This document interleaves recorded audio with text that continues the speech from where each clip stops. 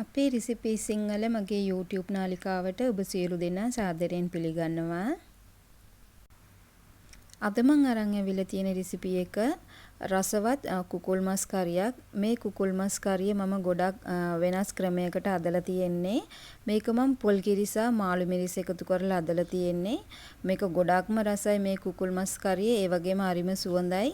මේක බත්, ඉදියාප්ප, පිට්ටු ඒ වගේ දේවල් එක කන්න පුළුවන්. මේ චිකන් කරිය හදන්න අවශ්‍ය දේවල් මොනවාද බලමු. මම කුකුල්මස් ග්‍රෑම් 500ක් අරගෙන තියෙනවා.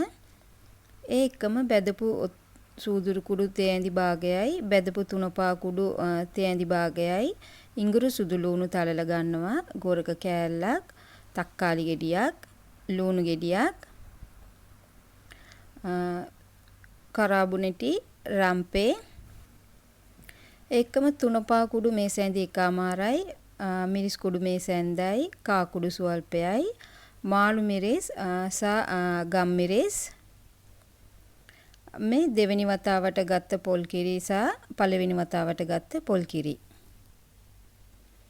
මම මුලින්ම කුකුල් මස් එකට අවශ්‍ය කරන තුනපා ටික ඔක්කොම එකතු කරගන්නවා. ලුණු එකතු කරගන්නවා. ගොරක කෑල්ලයි, මිරිස්, කොත්තමල්ලි කුඩු, කා කුඩු ටිකත් එකතු කරගන්නවා. තක්කාලි ගෙඩියත් එකතු කරගන්නවා. මේ බොයිලර් කුකුල් මස් නිසා මම බොයිලර් කුකුල් මස් හදන විට නිතරම ගොරක කෑල්ලක් එකතු කරනවා. නැත්නම් මේ කුකුල් මස් එක ගොඩක් සොෆ්ට් ගතියක් තියෙන නිසා ඔබ කරි කුකුල හදනවා නම් ගොරක එකතු කරන්න අවශ්‍ය නැහැ. අපි මේ වගේ මිශ්‍ර කරලා පැයක් විතර තියමු. මම මුලින්ම තෙල් ටිකක් රත් කරගන්නවා. මම මේ සඳහා පොල් තෙල් භාවිතා කරනවා. තෙල් එක රත් වුණාට පස්සේ රම්පේ, කරාබුනෙටි, කුරුඳු ඒ ටික එකතු කරගන්නවා. ඒකම කරපිංච ටිකත් එකතු කරගන්නවා. එනසල් මම මේ අවස්ථාවේ එකතු කරේ නැහැ. මම එනසල් නිතරම ඉඟුරු සහ සුදු ලුණු කොටනකොට ඒ අවස්ථාවෙම එනසල් එකක් දාලා මම කොටලා තියා ගන්නවා. දැන් මේක චුට්ටක් බැදෙන්න ඕනේ.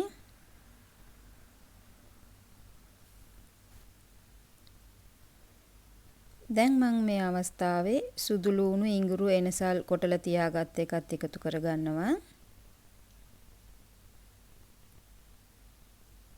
මේක චුට්ටක් ගින්දර හොඳට අඩු කරලා තියලා අපි බැද ගන්න ඕනේ. දැන් මම මේ අවස්ථාවේ ලුණු ටික එකතු කරගන්නවා.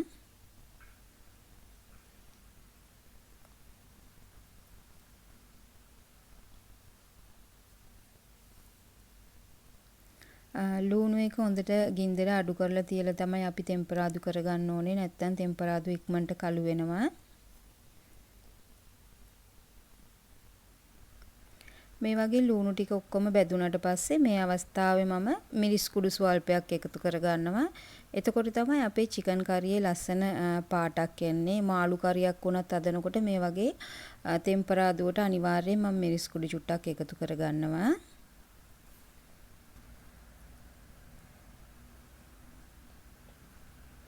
දැන් අපේ ලුණු ඔක්කොම හොඳට බැදිලා තියෙන්නේ. දැන් මම මේ අවස්ථාවේ කුකුල් මස් ටික එකතු කරගන්නවා. දැන් අපි මේක හොඳට මිශ්‍ර කරගන්න ඕනේ අපේ ටෙම්පරාදුවත් එක්කම.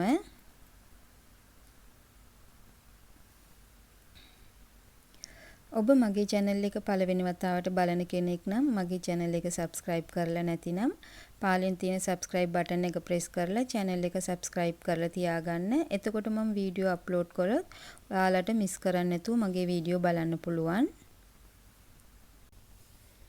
අපි චිකන් එක මේ වගේ හොඳට මිශ්‍ර කරාට පස්සේ මම කුකුල් මස් එක අනලා තියාගත්ත භාජනයේටම චුට්ටක් වතුර එකතු කරලා ඒක හොඳට මිශ්‍ර කරලා මම මේ කුකුල් මස් එකට එකතු කරගන්නවා. වැඩි වතුර එකතු කරන්නේ අපි මේ තෙලෙන්ම චුට්ටක් කුකුල් මස් එක තඹා ගන්න ඕනේ.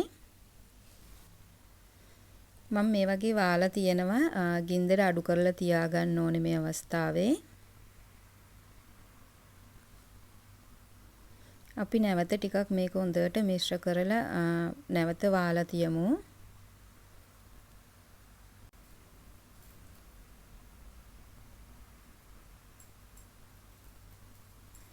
දැන් බලන්න මම එකතු කරපු මේ වතුර චුට්ට හොඳටම ඉඳිලා තියෙන්නේ. දැන් ඔයාලට පේනවා ඇති කුකුල් මස් එක හොඳට තෙලෙන්ම තැම්බිලා තියෙන්නේ. මේ අවස්ථාවේ මම පොල් කිරි එකතු කරගන්නවා. මේ දෙවනි වතාවට ගත්ත පොල් කිරි එක මම මුලින්ම එකතු කරගන්නේ. අපි දැන් මේක හොඳට මිශ්‍ර කරලා කුකුල් මස් එක ටිකක් තැම්බෙන්න තියමු. මේ කුකුල් මස් එක ඇත්තෙන්ම ගොඩක්ම වෙනස් ක්‍රමයක්. ඒ වගේම හරිම රසයි. මාළු මිරිස් එකතු කරන නිසා කුකුල් මස් එක හරිම සුවඳත් එක්ක. නැවත මම මේක වාලා තියෙනවා කුකුල් මස් එක තැම්බෙනකන්.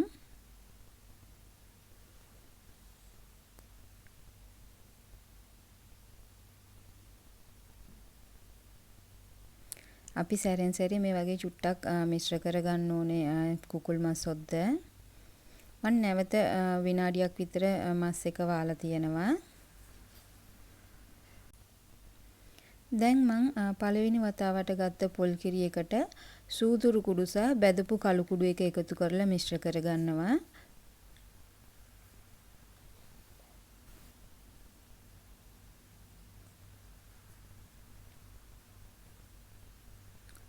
දැන් බලන්න මම එකතු කරපු පොල් කිරි එක හොඳට ඉඳිලා කුකුල් මස් එකත් චුට්ටක් හොඳ උකු ගතියක් ඇවිල්ලා තියෙන්නේ. මේ අවස්ථාවේ මම පළවෙනි වතාවට ගත්ත පොල් කිරි එකත් එකතු කරගන්නවා. මේ පොල් කිරි එක එකතු කරාට පස්සේ හොඳට මිශ්‍ර කරලා වාලා තියෙන්න ඕනේ.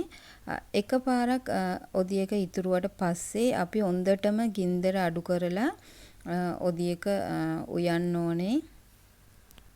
අපි ගින්දර හොඳට අඩු කරලා කුකුල් මස් ඔදි අදනකොට තමයි මේ කුකුල් මස් ඔද්ද හොඳටම රස. දැන් බලන්න මම හොඳට ගින්දර අඩු කරලා තිබ්බා. ඔයාලට පේනවා ඇති ඔද්දේ පාටත් හොඳටම වෙනස් වෙලා තියෙන්නේ. මම විනාඩි 4ක් විතර හොඳටම ගින්දර අඩු කරලා තිබ්බා.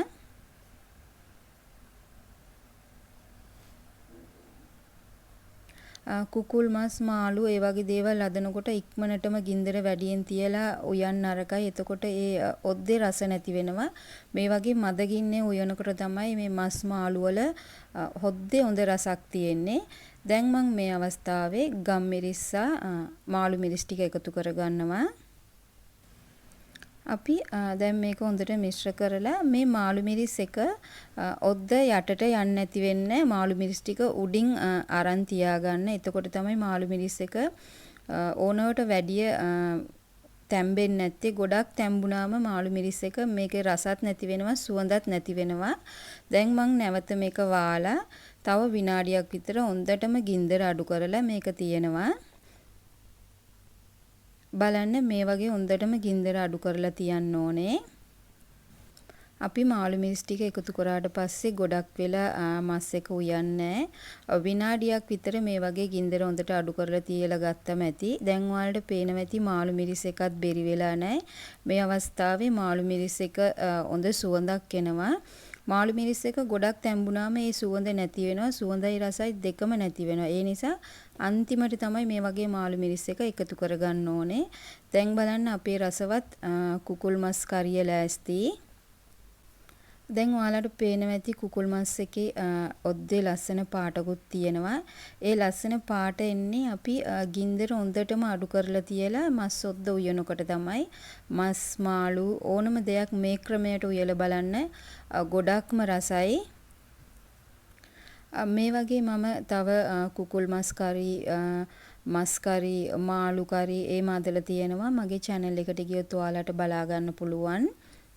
මම මේ වීඩියෝ එකේ අන්තිමට end screen එකේ ඒ වීඩියෝස් දාන්නම්. ගොඩක් කට්ටිය ඉල්ලලා තිබුණා මාළු මස් කරි දාන්න කියලා. මම already වීඩියෝස් ටිකක් දාලා තියෙන්නේ. මම මේ ටික පාර description box එකේ දාන්නම්. ඔයාලට බලා ගන්න පුළුවන්. අපේ රසවත් චිකන් කරිය ලෑස්ති. ඔබත් මේ වගේ ගෙදර හදලා බලන්න.